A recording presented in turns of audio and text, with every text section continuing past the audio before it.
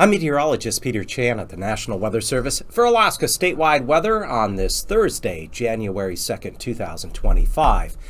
Well, with the early new year, we do have some very cold Arctic air that's going to be working its way from east to west across the interior. And because of this, we are going to see some low temperatures that are down in the 20s and 30s below, very common, and as cold as the 40s to around 50 below. These are actual air temperatures. Some of the coldest air temperatures will occur up through the Yukon Flats around Fort Yukon, down through Eagle, 40-mile Gold Country, Northway, Tok. And the drainage of this very cold air through some of the gaps and valleys will create winds that even if the air temperature manages to stay only in the 20s below, you factor in these winds, and you can have wind chills of 40 or 50 below zero. So either way, very cold.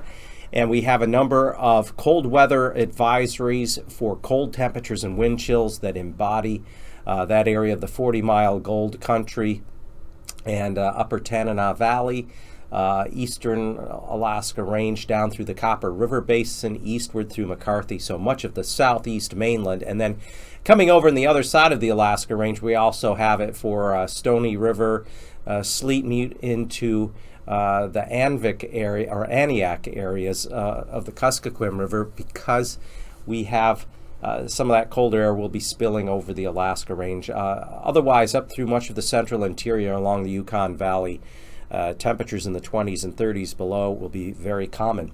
We also have an extreme cold warning in effect for the areas of Chilkoot and White Pass in the northern Panhandle, where wind chills could be as cold as 50 below zero. Same thing at Thompson Pass. Wind chills there could be as cold as 50 below zero. So the bulk of this really cold weather will be now through Saturday morning. And then we're going to start to see a pattern change. We're going to start to get low pressures with plenty of moisture and milder air begin to come up from the Gulf, first along the Gulf Coast into the Panhandle.